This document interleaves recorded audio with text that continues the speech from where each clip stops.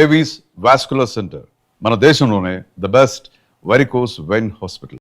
బెంగళూరు వెళ్తున్నాం, ఫ్లైట్ లో వెళ్తున్నాం, లాట్స్ ఆఫ్ గర్ల్స్, సూపర్ మచా. ఏంటి నేను బెంగళూరుకి రావట్లేదు చెప్పే. ఇంతసేపు నీతో నేనేం చెప్పాను? ఏం చెప్పావు? ఇద్దరం బెంగళూరుకి వెళ్దామన్నాను, సరే అన్నావు. క్యాబ్ బుక్ చేస్తానన్నాను, సరే అన్నావు. ఇప్పుడు రానంటున్నావు. అలా చెప్పానా? ఏం తీసుకుంటా? అది ఏమి ఇచ్చినా సరే. నువ్వు ఒక పెద్ద మనిషివి. బాగున్నారా? నమస్కారం. కూర్చోండి.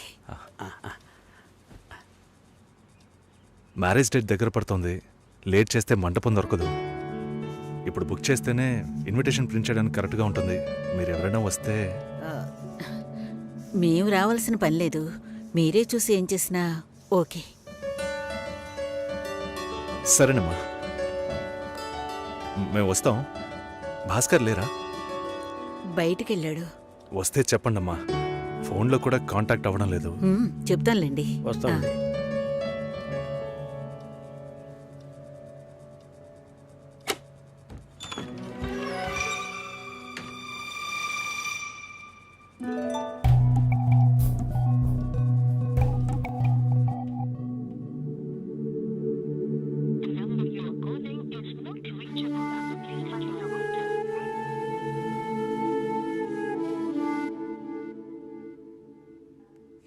సుశీల, భాస్కర్తో మాట్లాడతావా? మండపం చూసాం, ఫోన్ చేస్తే తీయట్లేదు.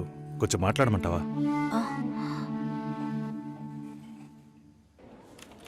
3rd July wedding. సునీల్ వచ్చి. బాబు తప్పకుండా రండి.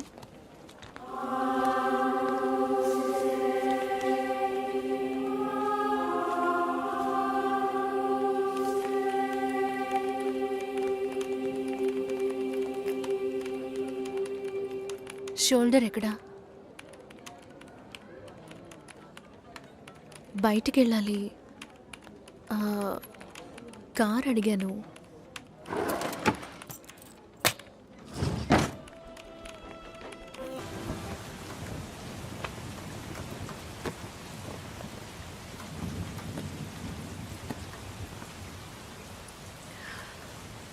రేపు పెళ్లి కూతుర్ని చేస్తారు.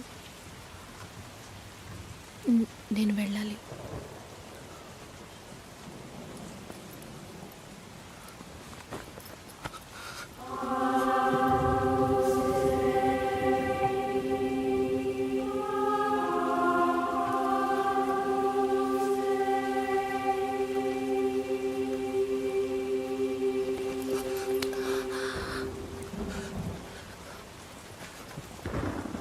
నేను చెప్పినప్పుడల్లా సీరియస్గా తీసుకోలేదు. ఇప్పుడు ఎందుకు అలా చేస్తున్నా? బాధపడేవాడు చెప్పినా మీకు అర్థం కాదు, చెప్పకపోయినా మీకు అర్థం కాదు. మీ నాన్న ఏమన్నాడు?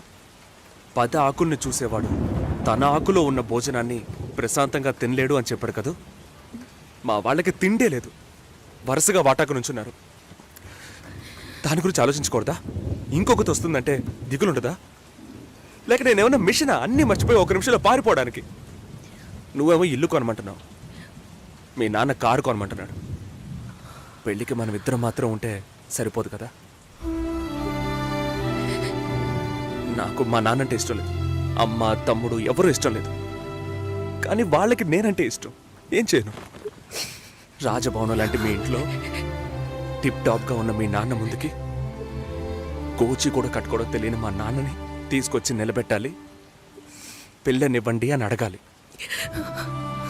మీ అమ్మ మొహం మార్చుకొని మీ అక్క మొగుడు నన్ను మా నాన్నని పైకి కిందకి చూడాలి కదా.